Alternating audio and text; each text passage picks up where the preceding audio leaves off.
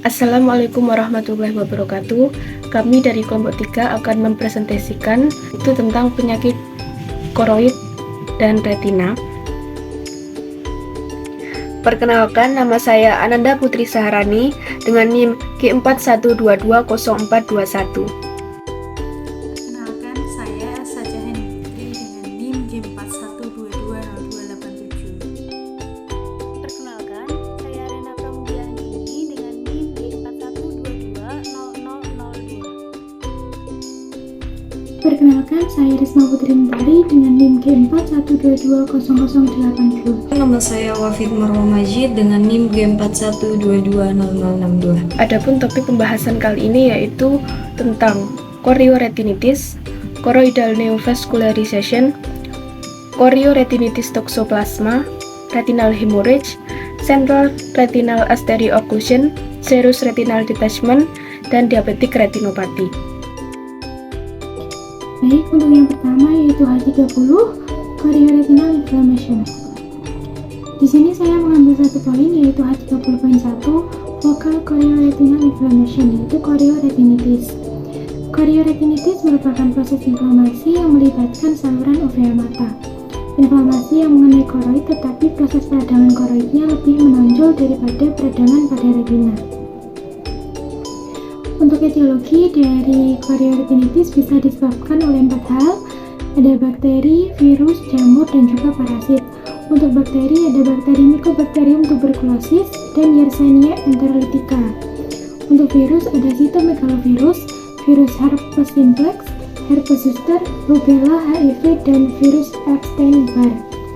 Untuk jamur ada jamur Candida, Histoplasma, Cryptococcus species, dan yang terakhir parasit ada Toxoplasma, Toxocara, Cysticercus, dan Onchocerca.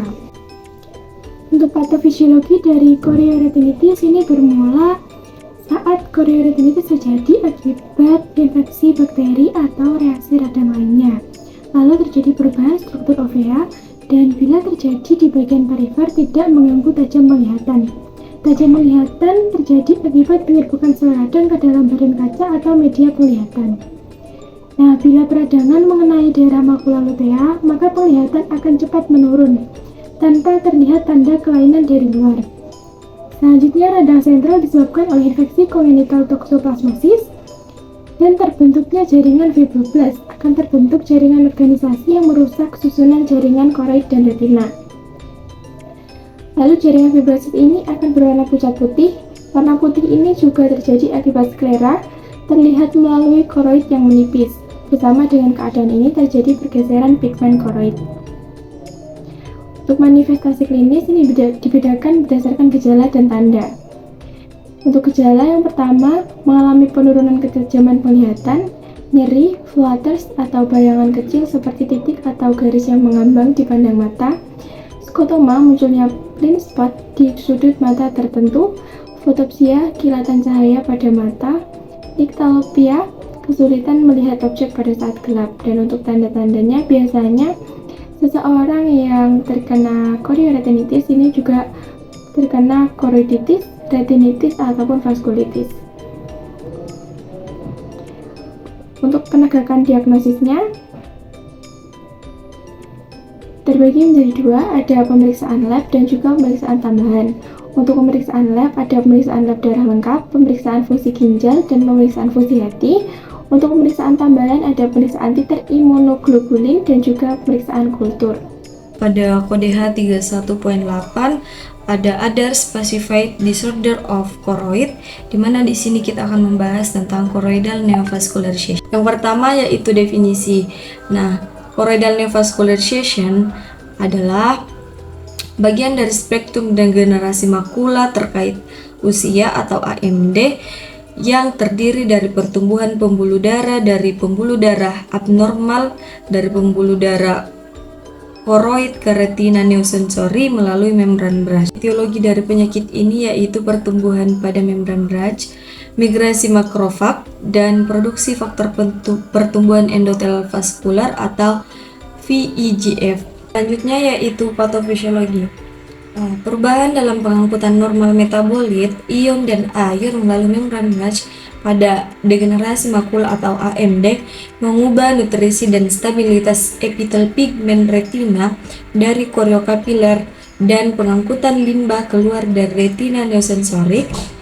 Kemudian hipoksia menyebabkan VEGF dilepaskan oleh RPE yang memulai serangkaian respon angiogenik pada tingkat endotel koroid, dan kerusakan membran branch diperlukan untuk memungkinkan lewatnya pembuluh darah neovaskular abnormal dari pembuluh darah koroid melalui celah pada membran branch ke retina. Gangguan ini juga merupakan bagian dari perjalanan patologis AMD atau degenerasi makula, atau biasa juga disebut dengan gangguan penglihatan pada usia lanjut. Yaitu klasifikasi. Secara histolog, membran neovaskular diklasifikasikan sebagai berikut. Yang pertama yaitu tipe 1 atau okultisme, di mana membran neovaskular terletak di bawah RPE. CNF tipe 1 ini menunjukkan kebocoran tersembunyi pada angiografi fluorescen. Kemudian tipe kedua yaitu klasik, di mana posisinya melewati RPE dan terletak di atas RPE di ruang subretinal. Hal ini terkait juga dengan klasifikasi angiografi CNF klasik. Dan yang terakhir yaitu tipe 3 yang didefinisikan sebagai proliferasi angiomatous retinal atau RAP yang berhubungan dengan neovaskularisasi yang berkembang di dalam retina neosensorik dan berkembang posterior ke dalam ruang subretinal. Terakhir yaitu manifestasi klinis. Pasien yang menderita CNF atau choroidal neovascularization yang terjadi di luar makula sentral tidak merasakan gejala. Namun pada penderita CNF yang terdapat selain pada makula sentral terdapat beberapa gejala, yaitu metamorfopsia atau gejala umum pada berbagai kelainan makula. Yang kedua yaitu skotoma sentral atau parasentral, dan yang terakhir yaitu penurunan tajam penglihatan. Selanjutnya yaitu H32 asteris, chorioretinal disorders in disease classified elsewhere. Poin yang saya ambil yaitu chorioretinitis toxoplasma dengan kode B58.0 Dejer H32.0 asteris. Chorioretinitis toxoplasma adalah salah satu penyebab tersering infeksi segmen posterior tractus ovalis dan juga retina. Chorioretinitis toxoplasma berarti inflamasi atau peradangan yang terjadi pada kornea dan retina yang disebabkan oleh infeksi. Untuk etiologi ada 4. Yang pertama, toxoplasmosis kongenital, yaitu transmisi toxoplasma gondii ke janin melalui plasenta. Yang kedua, toxoplasmosis acquisita, yaitu infeksi karena makan daging mentah dan mengandung toxoplasma gondii. Yang ketiga, infeksi laboratorium melalui jarum suntik atau alat lain yang terkontaminasi. Dan yang terakhir yaitu tidak membersihkan tangan setelah bersentuhan dengan feses kucing. Untuk patofisiologi, jika terjadi infeksi subklinis, tidak ada perubahan yang terjadi pada pemeriksaan funduskopi. Kita akan menetap pada retina yang nampaknya normal. Saat status imun host menurun oleh karena sebab apapun, dinding kista akan hancur melepaskan badizoid tersebut ke dalam retina dan proses inflamasi pun dimulai kembali. Jika terjadi lesi klinis aktif, terjadi proses penyembuhan dan terbentuk chorioretinal scar. Kista seringkali inaktif diantara atau menempel pada scar. Nah, parasit toxoplasma jarang teridentifikasi pada sampel aqueous humor dari pasien dengan ocular toxoplasmosis. Hal ini menunjukkan bahwa proliferasi parasit terjadi hanya pada fase awal infeksi dan bahwa retinal damage mungkin disebabkan oleh respon inflamasi lanjutan. Untuk manifestasi klinis, yang pertama, penderita mengalami penurunan visus dengan mata tenang, terdapat chorioretinal scar, adanya lesi aktif berwarna abu-abu keputihan, mata merah disertai dengan vaskulitis dan uveitis. Selanjutnya, poin yang saya pilih H33.2 yaitu serious retinal detachment atau yang biasa dikenal dengan ablasio retina eksudatif, yaitu suatu kondisi yang terjadi ketika terdapat cairan atau darah yang menumpuk di belakang retina sehingga retina terlepas. Akan tetapi, pada jenis ablasi eksudatif ini, cairan yang menumpuk tidak menimbulkan robekan pada retina. Etiologi ablasio retina eksudatif terjadi ketika cairan menumpuk di ruang subretinal antara retina sensorik dan epitel berpigmen pada retina yang dapat mengakibatkan ablasi pada retina. Penyebab penumpukan cairan dapat disebabkan karena inflamasi, infeksi, dan neoplasma pada koroid atau retina. Faktor-faktor penyebab yang pertama yaitu peradangan atau inflamasi termasuk sindrom Koyanagi-Harada atau VKH, kemudian oftalmia simpatik atau SO, sindrom peradangan orbital idiopatik IOIS, skleritis posterior atau PS, uveitis sarkoid, dan juga nekrosis retina akut. Lalu yang kedua, infeksi termasuk TBC atau tuberkulosis, toxoplasmosis, sifilis, demam berdarah, sitomegalovirus, nematoda, dan juga jamur. Lalu yang ketiga, ada neoplasma termasuk melanoma koroid, osteoma koroid, hemangioma koroid, limfoma koroid, dan juga limfoma vitreoretinal. Selanjutnya, itu patofisiologi. Mekanisme terjadinya ablasio retina adalah akumulasi cairan di ruangan subretina yang cairan tersebut dapat berupa eksudat, serosa, ataupun darah, sehingga terjadi pemisahan lapisan epitel berpigmen pada retina dengan lapisan retina neurosensori tanpa terjadi break di retina. Pada kasus ablasio retina eksudatif sendiri dapat terjadi akibat adanya akumulasi berupa serosa. Dapat juga karena kelainan vaskulitis, hipertensi berat, oklusi vena sentral, uveitis, neoplasma, atau idiopatik. Itu manifestasi klinis penyakit ablasio retina eksudatif. Tanda dan gejalanya berupa muncul banyak bercak hitam yang melayang pada penglihatan kabur atau tertutup oleh bayangan, lapang pandang menyempit, dan yang terakhir berupa kilatan cahaya pada penglihatan atau yang biasa disebut dengan fotopsia. H34 Retinal Vascular Occlusion. Oklusi vena retina atau RVO adalah penyumbatan sebagian atau keseluruhan pada vena yang mengalirkan darah dari retina. Retina itu sendiri merupakan lapisan jaringan di bagian belakang mata yang membantu menangkap bayangan yang dibentuk lensa mata untuk selanjutnya diubah menjadi sinyal syaraf. Penyumbatan pada vena retina mencegah darah meninggalkan retina. Hal ini dapat menyebabkan komplikasi termasuk peningkatan tekanan dalam mata dan juga pembengkakan. Poin yang saya ambil yaitu H34.1, Central Retinal Artery Occlusion. Central Retinal Artery Occlusion atau CRAO merupakan suatu penyumbatan pada pembuluh darah arteri retina sentral yang umumnya disebabkan oleh emboli. Keadaan ini berlangsung secara akut dan merupakan emergensi oftalmologi yang dapat menyebabkan kebutaan. Etiologi dari Central Retinal Artery Occlusion. CRAO bukan merupakan suatu penyakit yang berdiri sendiri.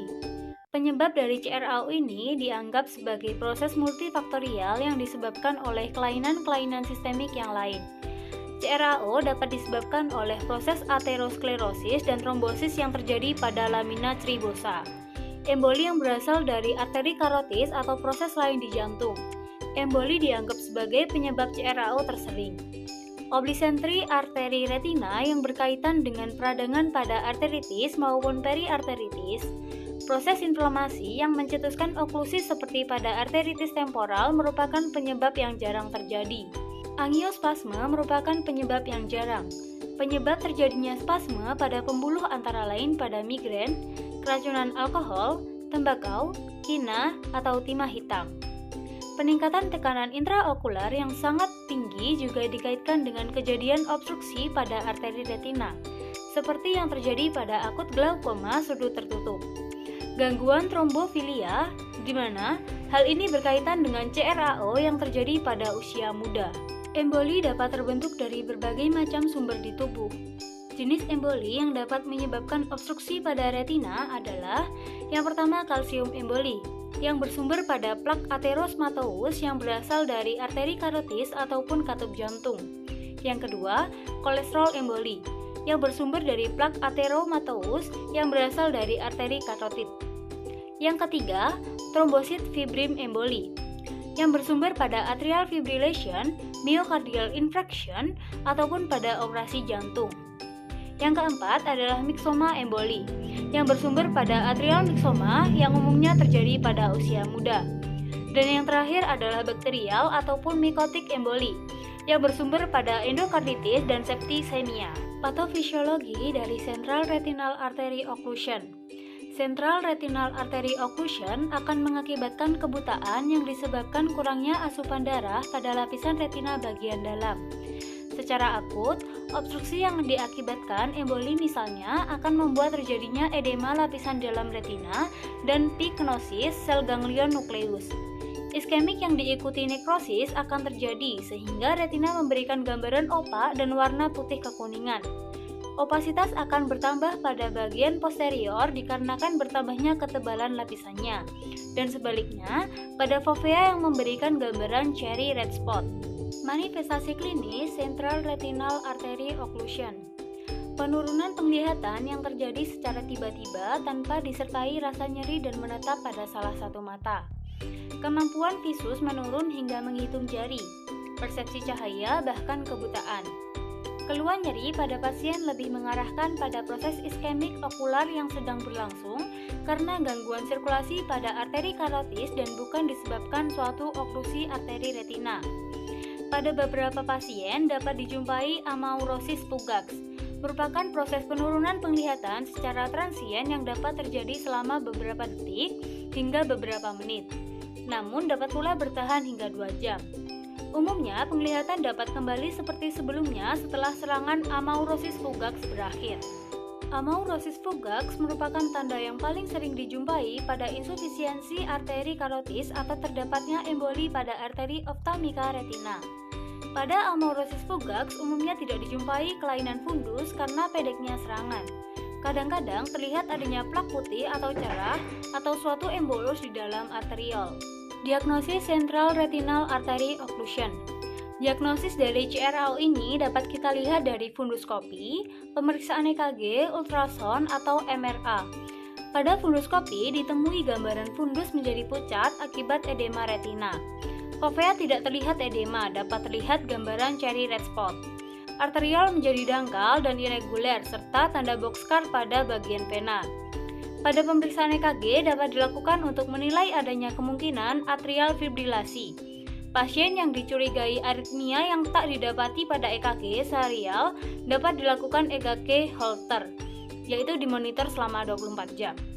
Pada ultrasound pada karotis dapat mendeteksi penyakit aterosklerosis yang lebih sensitif dari pemeriksaan Doppler yang hanya menilai aliran. Pada pemeriksaan MRA dapat memberikan gambaran yang lebih jelas pada obstruksi yang terjadi. Penata laksanaan dari Central Retinal Artery Occlusion. Yang pertama, menurunkan tekanan intraokular. Hal ini dapat diberikan obat topikal atau tetes mata golongan beta blocker ataupun pemberian acetazolamid secara intravena yang dapat menyebabkan penurunan TIO secara segera. Yang kedua yaitu ocular massage. Dapat dilakukan dengan gerakan berputar selama 10 detik pada bola mata dan dilepas kemudian dilakukan secara berulang. Dan yang terakhir, konsultasi urgensi pada ophthalmologis.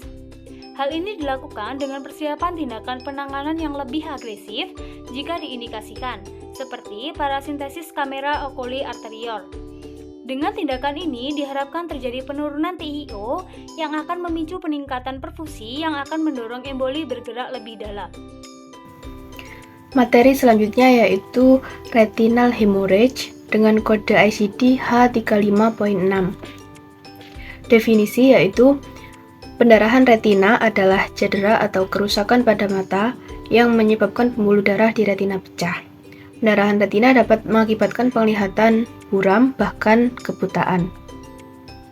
Untuk etiologi retinal hemorrhage, yang pertama ada faktor vaskuler yaitu aterosklerosis, diabetes mellitus, nefritis, hipertensi. kemudian penyakit darah seperti hemofilia, leukemia, purpura. Kemudian gangguan sirkulasi ada emboli, trombus, dan infeksi, ada TBC. Adapun etiologi lain-lain seperti trauma, komplikasi, operasi bola mata, pertusis, neoplasma, retinoblastoma, melanoma maligna koroid. Gejala retina hemorrhage yang pertama yaitu penglihatan bergelombang karena pendarahan di pusat retina. Gangguan penglihatan yang semakin memburuk atau buram, melihat kilatan atau fluatters, sakit kepala, warna kemerahan di mata, blind spot di area penglihatan tertentu. Jenis retinal hemorrhage ada 4. Yang pertama yaitu vitreous hemorrhage, yaitu pendarahan yang terjadi di bagian vitreous mata, yaitu bagian dalam mata yang terdiri dari cairan atau gel dan berada di antara lensa dengan retina. Kemudian yang kedua pre-retinal hemorrhage, yaitu pendarahan yang terjadi akibat robekan pada membran atau selaput yang memisahkan vitreous dan retina. Yang ketiga retinal nerve fiber layer, pendarahan pada lapisan serat saraf retina yang berperan sebagai penghubung antara retina dengan saraf optik. Pendarahan ini terkadang muncul dalam bentuk serupa bercak darah. Kemudian yang keempat subretinal hemorrhage, yaitu pendarahan yang terjadi di bawah retina, tepatnya di antara retina dengan koroid. Untuk patofisiologi retina hemorrhage, pendarahan retina terjadi ketika pendarahan di lapisan yang membatasi mata di dalam mata. Pendarahan retina dapat disebabkan oleh beberapa faktor seperti retinopati diabetik, hipertensi, oklusi vena retina, trauma, dan anemia. Patofisiologi pendarahan retina berasal dari ruptur neovaskuler retina yang rapuh, ruptur pembuluh darah normal, atau breakout bleeding dari sumber pendarahan lain di bola mata. Darah pada vitreous akan mengalami pembekuan dan dapat menghilang dengan kecepatan 1% per hari. Sel darah ini vitreous kemudian dapat keluar melalui anyaman trabekuler, mengalami hemolisis dan fagositosis atau menetap di vitreous. Sel darah merah di vitreous ini tidak menimbulkan respon inflamasi oleh sel polimorfonuklear sebagaimana biasanya, sehingga meminimalkan kerusakan jaringan okuler serta memungkinkan aksis penglihatan kembali jernih. Kemudian, penegakan diagnosis retinal hemorrhage. Yang pertama, tes darah dilakukan untuk memeriksa kesehatan tubuh secara keseluruhan dan mengetahui penyebab pendarahan retina. Yang kedua, fluorescein angiography digunakan untuk mengambil gambar bagian dalam mata. Tes ini menggunakan pewarna yang disuntikkan ke dalam pembuluh darah di tangan dan cairan tersebut kemudian akan mengalir ke retina. Kemudian ultrasonografi untuk melihat pendarahan di dalam mata. MRI dilakukan untuk memeriksa apakah pendarahan disebabkan oleh adanya gangguan pada otak atau kepala. Kemudian cara mengatasi retinal hemorrhage ada 4, yaitu virektomi, injeksi intravitreal, fotokoagulasi laser, krioterapi atau laser. Virektomi yaitu pengangkatan sebagian atau seluruh vitreous dari bagian tengah mata. Injeksi intravitreal, tindakan ini dilakukan dengan menyuntikkan obat secara langsung ke dalam vitreous. Fotokoagulasi laser ini jenis bedah mata digunakan untuk menghancurkan abnormalitas pada retina. Laser ini untuk pembekuan retina yang mengalami pendarahan sehingga dapat secara efektif menghentikan pendarahan. Cara pencegahan retinal hemorrhage yaitu mengkonsumsi makanan sehat seperti rendah lemak, kolesterol, gula, dan garam, menghentikan kebiasaan merokok, menjaga berat badan, memperbanyak asupan vitamin A, C, dan E, melakukan olahraga dengan rutin, melakukan pemeriksaan mata secara rutin, terutama yang berisiko mengalami gangguan pada mata. Materi selanjutnya yaitu diabetik retinopati dengan kode ICD H36.0. Diabetik retinopati yaitu salah satu bentuk komplikasi diabetes mellitus, di mana kadar gula yang tinggi pada akhirnya mengakibatkan kerusakan pada pembuluh darah retina mata, terutama di jaringan-jaringan yang sensitif terhadap cahaya. Kondisi ini dapat diderita oleh siapapun yang menderita DM, baik tipe 1 maupun tipe 2. terutama mereka yang gula darahnya tidak terkontrol dan telah menderita diabetes dalam jangka waktu yang lama. Untuk jenis diabetik retinopati dibagi menjadi dua berdasarkan ada tidaknya kelainan pembuluh darah baru, yaitu yang pertama non-proliferatif diabetik retinopati atau NPDR, yang kedua proliferatif diabetik retinopati atau PDR. NPDR ini terjadi jika terdapat kerusakan pada pembuluh darah dalam retina dan terdapat cairan di atas permukaan retina. Keadaan ini merupakan stadium awal diabetik retinopati di mana terjadi penurunan penglihatan secara perlahan sehingga tidak disadari oleh penderita. Yang kedua, PDR ini merupakan diabetik retinopati stadium lanjut yang berkembang dari NPDR. Pada fase ini mulai tumbuh kelainan pembuluh darah baru yang sifatnya sangat rapuh di berbagai area di permukaan retina. Jika pembuluh darah baru ini pecah, maka akan terjadi pendarahan. Retina yang tertutupi oleh darah ini akan menyebabkan penglihatan tiba-tiba menjadi gelap dan bila terus dibiarkan dapat menyebabkan kebutaan permanen. Tingkat keparahan NPDR yang pertama yaitu early NPDR ditandai oleh adanya mikroaneurisma. Kemudian moderate NPDR ditandai oleh pendarahan ringan hingga sedang dan pembengkakan pembuluh darah. Kemudian severe NPDR ditandai oleh pendarahan yang lebih parah dan pertumbuhan pembuluh darah yang tidak normal sehingga terjadi resiko PDR. Etiologi diabetik retinopati yang pertama yaitu kadar gula darah tinggi atau hiperglikemia yang tidak terkontrol dan berkepanjangan.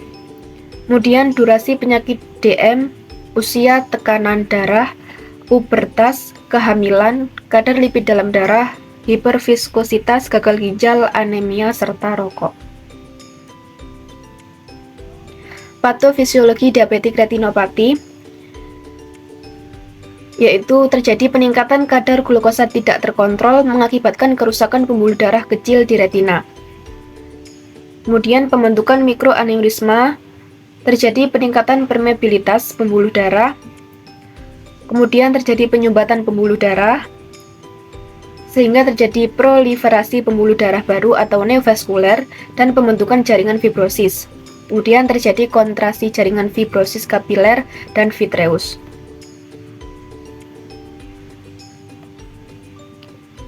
Gejala diabetik retinopati yaitu munculnya luka-luka pada retina. Yang pertama, mikroaneurism.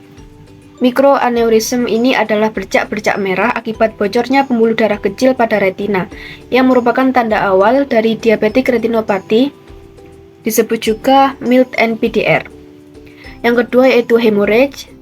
Hemorrhage atau pendarahan terjadi akibat pecahnya dinding mikroaneurism dan menyebabkan bercak darah menjadi lebih besar. Gejala ini sering muncul pada penderita moderate NPDR. Yang ketiga yaitu exudate. Exudate merupakan luka yang menandakan bahwa NPDR sudah berada pada fase yang kritis dan membutuhkan penanganan yang lebih serius. Terdapat dua jenis exudate yaitu soft exudate dan hard exudate.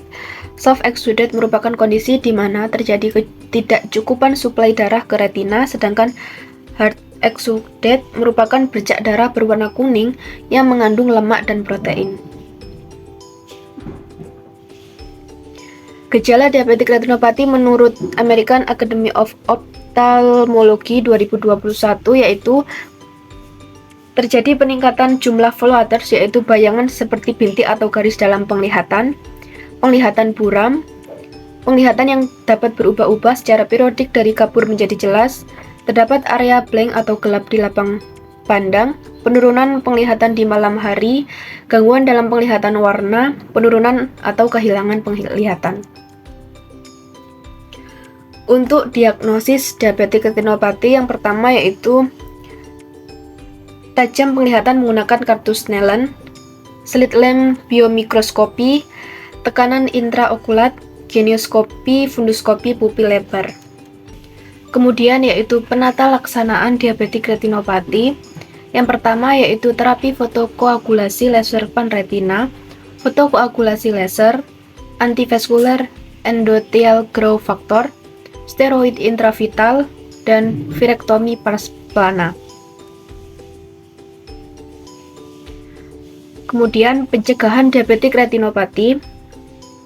Ada dua pencegahan, yaitu pencegahan primer dan pencegahan sekunder. Pencegahan primer dengan mengurangi kejadian retinopati diabetik pada pasien DM dengan cara meningkatkan kesadaran dan pengetahuan, memodifikasi gaya hidup, dan rutin screening dini. Pencegahan sekunder dengan mengurangi perkembangan retinopati diabetik pada pasien DM yang sudah terdiagnosis retinopati diabetik dengan cara mengontrol gula darah, tekanan darah, serta rutin menjalani screening. Berikut beberapa daftar pustaka yang kami pakai.